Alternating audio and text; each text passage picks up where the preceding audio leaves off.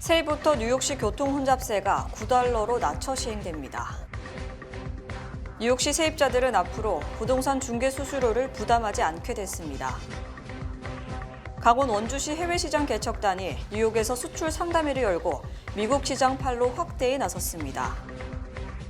NYPD는 새로운 공공안전 프로그램으로 드론을 도입한다고 밝혔습니다. 이상으로 주요 뉴스 전해드렸습니다. 아름다운 제품에서부터 아름다운 사회를 만들기까지 키스는 뉴욕에서 시작하여 현재는 전 세계 12,000명의 직원들과 함께 끊임없이 도전하는 기업입니다. 사람을 생각하고 존중하는 기업. 키스는 한인들이 사회의 주인공이 될 수 있도록 든든한 버팀목이 되겠습니다. 글로벌 뷰티 기업 키스. 뉴뱅크와 함께 꿈의 집을 마련하세요. 빠른 승인, 맞춤형 서비스, 전문가 상담, 지역 전문성, 경쟁력 있는 이자율. 뉴뱅크가 주택 소유를 쉽고 간단하게 모든 단계에서 도움을 드립니다. 지금 바로 가까운 뉴뱅크 지점을 방문해서 홈모기지 대출 상품에 대해 문의하세요. 뉴뱅크 제공입니다. 시청자 여러분 안녕하십니까? 11월 14일 목요일 TKC 뉴스데스크 첫 소식입니다. 캐시 호컬 뉴욕 주지사는 오늘 무기 중단됐던 교통 혼잡세 징수를 요금을 낮춰 내년 1월 5일부터 재개한다고 발표했습니다. 호컬 주지사는 내년 1월 5일부터 교통 혼잡세를 기존 15달러에서 9달러로 40% 하향 조정에 징수한다고 밝혔습니다. 기존 소형 트럭은 24달러에서 14.4달러로, 대형 트럭은 36달러에서 21.6달러 등으로 조정됐습니다. 택시와 공유 서비스 차량 등은 승객이 지불하는 기존 운임에 할증료가 붙는 방식은 유지하되 옐로캡 택시는 승차당 할증료 1.25달러에서 75센트로, 우버 및 리프트 등 공유 서비스 차량은 2.5달러에서 1.5달러로 요금 부담이 줄었습니다. 또한 연봉 5만 달러 이하의 저소득자들에 한해선 한 달에 10번 주중 시간대 절반 요금만 부담하면 됩니다. 한편 교통 혼잡세는 맨해튼 60스트릿 남단으로 진입하는 차량을 대상으로 부과되며 맨해튼 중심부 교통 혼잡과 대교 오염을 줄이고 공공교통시설의 개선을 위한 자금을 확보하기 위해 추진됐습니다. 교통 혼잡세로 걷어진 세금은 MTA의 주요 자금으로 제노리버 MTA 회장은 오랫동안 교통 혼잡세 징수를 촉구해 왔습니다. 교통 혼잡세 시행이 제기됨에 따라 MTA는 한숨 돌리게 됐지만 징수 예정된 금액이 대폭 줄어들어 여전히 MTA의 330억 달러 5년 프로젝트의 향방은 불분명한 상황입니다.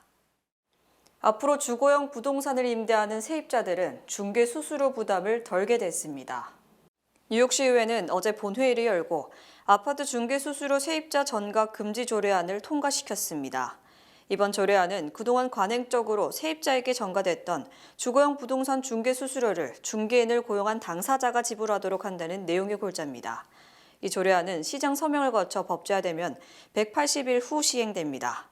조례안에 따르면 중개 수수료를 기존처럼 세입자에게 전가시켰다가 적발되면 최대 $1,000의 벌금이 부과되며 2년 내 다시 적발될 시 최대 $2,000의 벌금이 부과됩니다.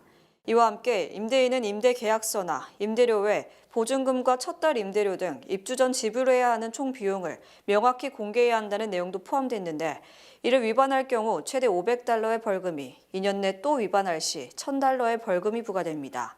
다만 에릭 아담스 뉴욕시장은 이 조례안이 되래 집주인에게 경제적 부담을 전가해 렌트비를 올릴 수 있다는 부작용을 우려 전적으로 지지하지 않고 있습니다.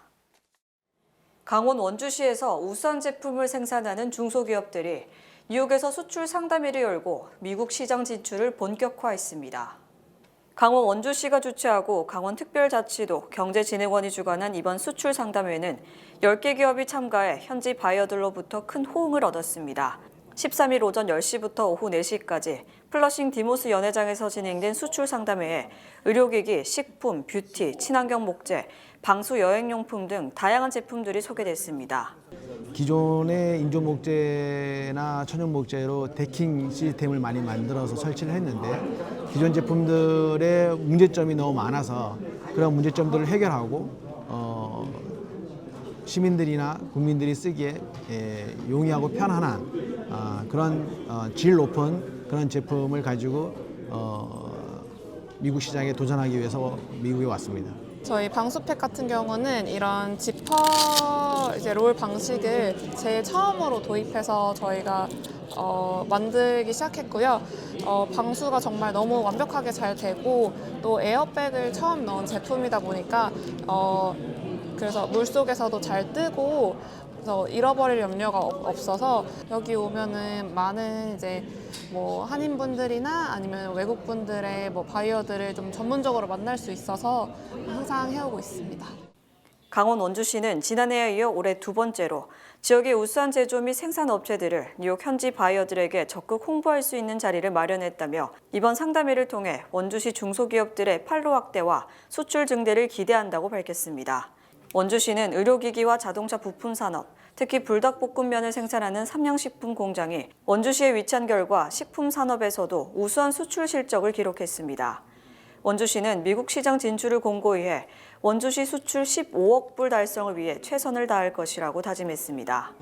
해외 시장을 많이 개척하시면 그것이 곧 원주시 경제를 활성화하는 것이고 원주시 경제가 활성화되어야 그런 기업인들이 납부하시는 그런 세금으로 그런 복지나 문화나 이런 여러 산업의 선순환을 이룰 수 있기 때문에 원주시는 계속해서 기업인들을 지원할 수 있는 그런 시책들을 펼치고 있습니다.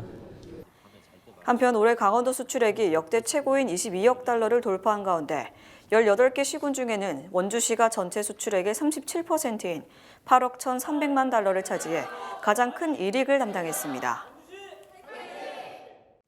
NIPD는 새로운 공공안전 프로그램으로 드론을 도입한다고 밝혔습니다. 에릭 아담스 뉴욕시장은 새로운 NIPD 공공안전 프로그램을 소개하며 뉴욕시는 미래를 향해 난다고 말했습니다. 이번 프로그램으로 100개 이상의 드론이 센트럴파크를 포함한 뉴욕시 전반을 순찰할 예정입니다. NIPD는 어제 있은 기자회견에서 109개의 드론이 일반적인 경찰차처럼 브루클린과 브롱스 공원은 물론 센트럴파크를 순찰하며 어떤 폭력 사태나 불법 행위가 일어나는지 등을 살펴볼 것이라고 말했습니다. 60명의 경찰관들은 이를 위해 드론 운전법을 훈련받은 것으로 알려졌습니다. 이들은 67번, 71번, 75번 관할 브루클린 경찰서와 48번 관할 브롱스 경찰서, 맨해튼 센트럴파크 경찰서에서 원격으로 감찰할 계획입니다. 경찰관들은 드론을 통해 용의자 수색, 미아 찾기 등 시 전반에서 일어나는 사건, 사고를 포착하는 데 사용할 전망입니다. 뉴욕주 건강보험 오픈 등록 기간이 시작됨에 따라 뉴욕주 검찰이 주민들에게 관련 사기를 주의할 것을 당부했습니다. 레티샤 제임스 뉴욕주 검찰총장은 건강보험 개혁법 플랜 오픈 등록 기간 동안 건강보험 사기에 주의해야 한다고 말했습니다. 사기범들이 주민들에게 메디케이트 또는 기타 건강보험이 취소될 위험이 있다며 혜택을 복원하거나 유지하기 위해 수백 달러를 제공할 것을 요청하는 경우가 있다며 보험을 상실할 것에 대한 공포심을 이용해 협박하기도 하고 있는 것으로 드러났습니다. 이외에도 보험 혜택을 잃지 않기 위해 개인정보가 필요하다며 제공을 요청하거나 오바마 케어 가입 지원을 위해 돈을 요청하는 방식 등을 사기 수법으로 사용하는 것으로 알려졌습니다. 뉴욕주 검찰청은 보험 관련 사기를 목격하거나 경험한 주민들을 주 검찰로 연락할 것을 촉구하고 주민들의 주의를 당부했습니다. 캘리포니아주에서 주 상원 의원으로 활동해온 한인 데이브 민 의원이 연방 하원에 입성합니다. AP통신은 13일 캘리포니아주 47선거구 연방 하원 의원 선거에서 93% 개표가 진행된 가운데 민 후보가 51.3%를 득표해 공화당 후보를 꺾고 당선됐다고 보도했습니다. 민 당선인은 개표 초반에 근소한 차이로 열세를 보이다 중반을 넘어가며 전세를 뒤집었습니다.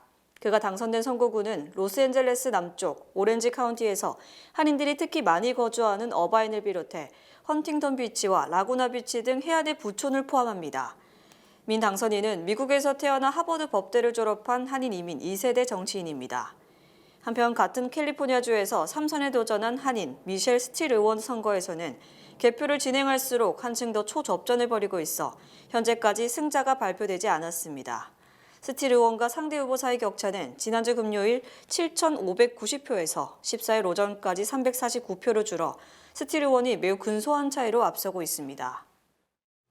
트럼프 당선인이 취임과 동시에 불체자 체포 및 추방에 돌입할 계획인 가운데 올해 마지막 달의 영주권 문호가 전면 동결, 이민자 커뮤니티에 찬바람이 불고 있습니다. 연방 국무부가 발표한 다음 달 영주권 문호에 따르면 가족 이민은 말할 것도 없고 투자 이민을 제외한 취업 이민 2, 3, 4순위, 즉 가장 대중적인 영주권 취득 경로가 모두 막혔습니다. 국무부는 취업 이민 2순위 영주권 사전 승인 일자는 2023년 3월 15일로 전달과 비교 단 하루도 진전되지 못했고 영주권 신청 일자 역시 2023년 8월 1일로 역시 제자리 걸음을 했습니다. 취업이민 3순위 중 숙련직은 영주권 사전 승인 일자가 2022년 11월 15일로 동결됐고 영주권 신청 일자 역시 진전되지 못했습니다. 또 취업이민 3순위 중 비숙련직은 영주권 사전 승인 일자가 2020년 12월 1일로 동결됐고 취업이민 1순위와 5순위만 오픈 상태를 유지했습니다. 가족이민은 매달 얼마간이라도 진전을 했던 영주권자 배우자 및 미성년 자녀 대상인 2A 순위마저 영주권 승인과 신청 모두 동결돼 충격을 주고 있습니다. 가족이민 2A 순위가 동결되면서 최장 17년까지 걸리고 있는 다른 순위의 가족이민 역시 단 하루도 진전되지 못했습니다. 이처럼 신규 이민 문호가 사실상 동결된 가운데 내년 1월 20일 트럼프 취임과 동시에 불체자 체포 추방이 시작될 예정이어서 신규 이민자가 계속 들어와야 경제가 돌아가는 구조인 이민자 커뮤니티는 적지 않은 어려움을 겪을 것으로 전망됩니다. 공화당이 결국 백악관과 연방의회 상하원 가반을 석권했습니다. 공화당은 13일 연방 하원 전체 435석의 가반인 218석을 확보했습니다. 지난 5일 대선과 함께 의회 선거가 치러진 지 8일 만에 하원 다수당 지위를 확정한 겁니다.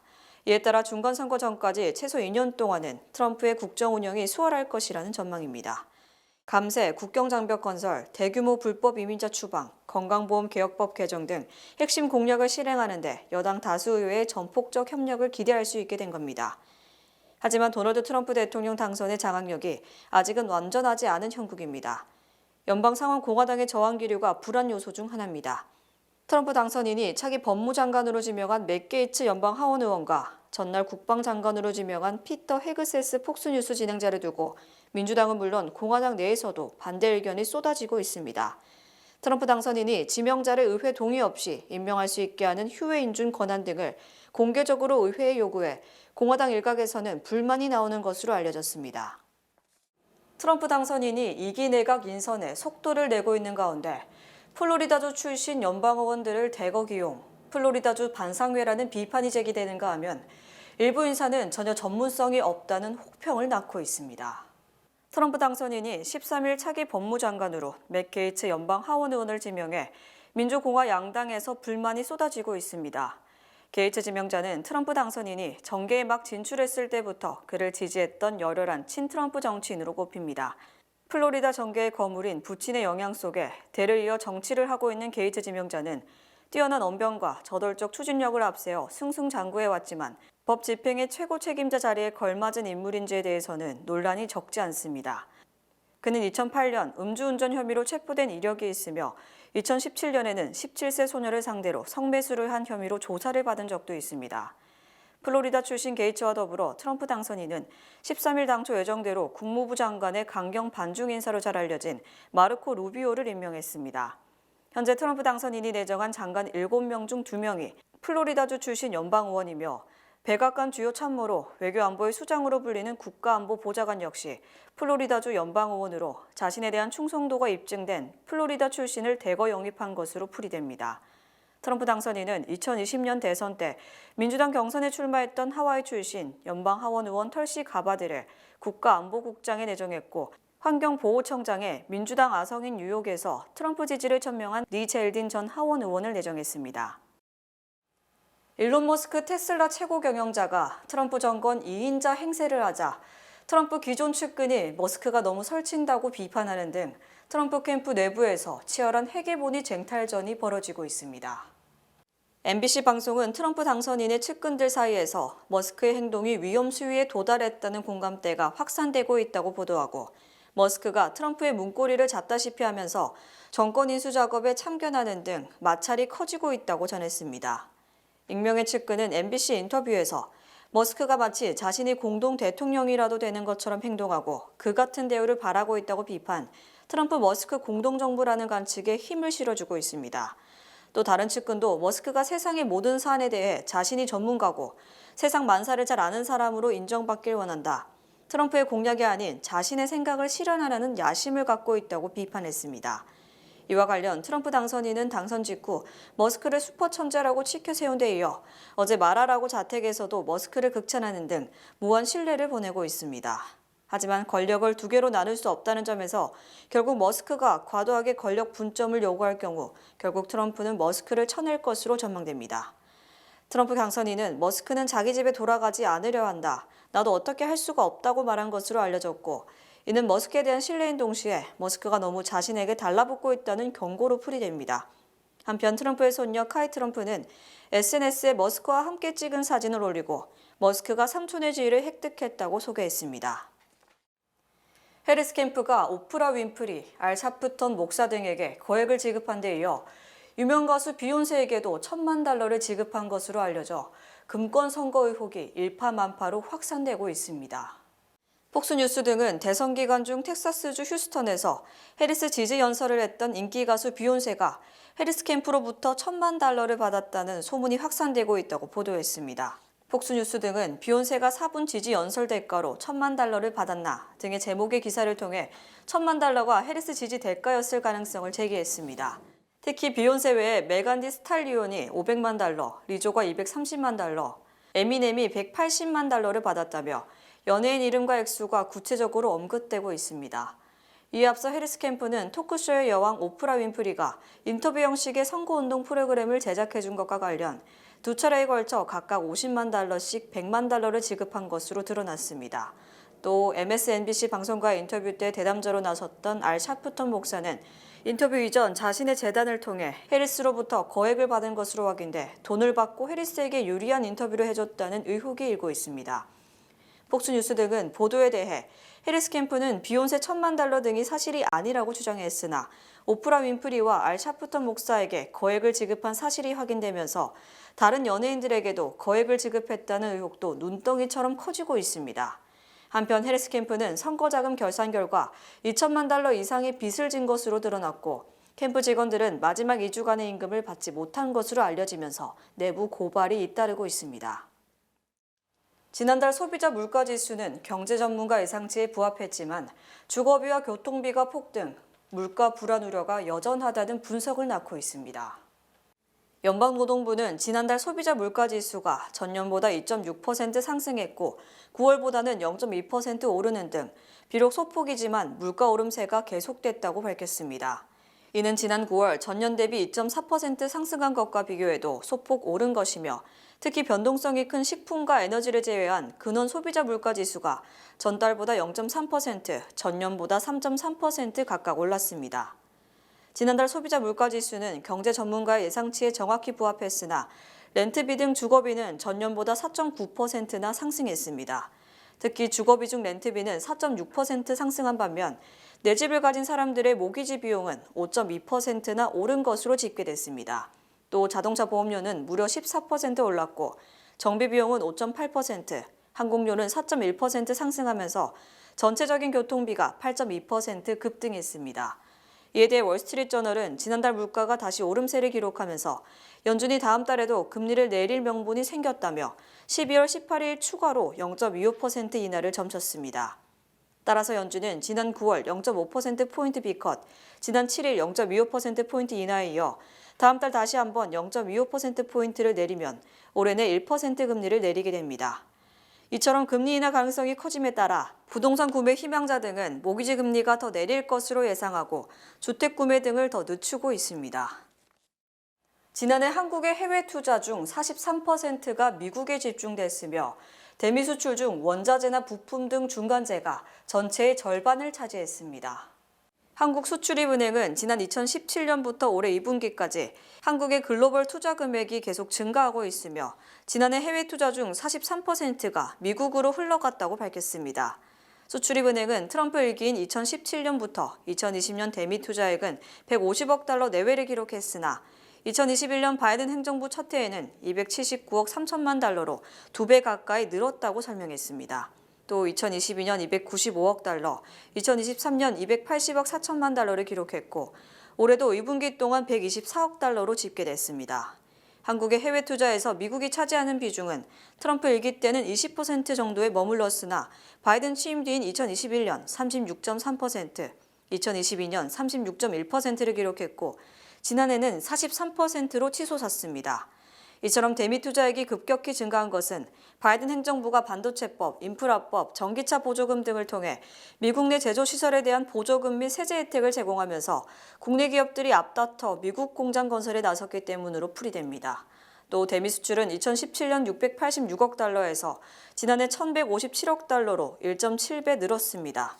연도별로는 트럼프 1기 때는 680억 달러에서 740억 달러 선에 머물렀지만 바이든 행정부 때인 2021년 959억 달러로 늘어났고 2022년에는 처음으로 1000억 달러를 돌파해 1097억 달러, 2023년에는 1157억 달러를 기록했습니다.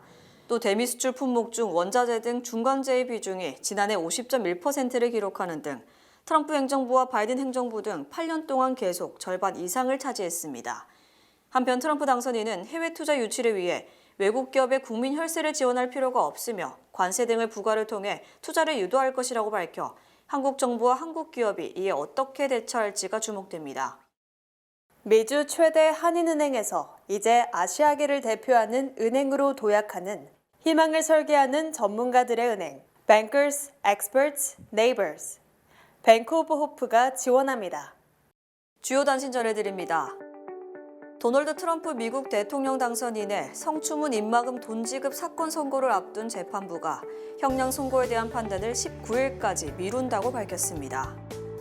토니 블링컨 장관은 어제 오전 벨기에 브뤼셀 나토 본부에서 열린 북대서양 이사회 참석에 앞서 북한군이 전투에 투입됐고 현재 말 그대로 전투 중이라며 이것은 단호한 대응을 요구하며 그렇게 할 것이라고 말했습니다. 한미일 정상이 페루에서 열리는 아시아 태평양 경제협력체 정상회의 참석을 계기로 내일 3자 정상회의를 갖습니다. 대통령실은 윤 대통령과 트럼프 당선인의 만남도 추진하고 있다고 밝혔습니다. 샘 올트먼 오픈 AI 최고 경영자가 회사 초창기 일론 머스크 테슬라 CEO의 기여에 대해 매우 고맙다는 입장을 돌연 밝혔습니다. 오픈 AI를 공동 창업한 올트먼과 머스크는 오픈 AI의 행보에 대한 이견이 커지면서 절연했고 현재는 법정 다툼까지 벌이고 있는 상황입니다. 전기차 업체 테슬라가 전기 픽업 트럭, 사이버 트럭 일부 차량에서 주행 중 구동력을 잃고 멈추는 결함을 확인해 자발적 리콜을 실시했습니다. 지난해 11월 말 사이버 트럭을 고객에게 인도하기 시작한 이후 1년도 채 되지 않아 이번까지 통산 6번째에 해당합니다. 8.15 광복절 기념식 발언 논란, 김건희 여사의 인맥 논란 등이 제기된 김의원 주 뉴욕 총영사가 어제 사의를 표명했습니다. 허리케인 밀턴이 핥히고 간 미국 프로야구 메이저리그 템파베이 레이스 홈구장의 피해 복구에 약 5,570만 달러가 들 것이라는 추산이 나왔습니다. 아마존은 초저가 상품을 판매하는 웹스토어 아마존홀을 오픈한다고 밝혔습니다. 아마존홀에서는 의류, 가정용품, 전자제품 등을 $20 이하 초저가로 제공할 예정입니다. 날씨 전해드립니다. 금요일인 내일은 조금 흐리겠습니다. 낮 최고 기온은 58도, 최저 기온은 45도입니다. 해 뜨는 시간은 6시 44분, 해 지는 시간은 4시 37분입니다. 이상으로 주간 날씨와 세계 날씨 전해드립니다.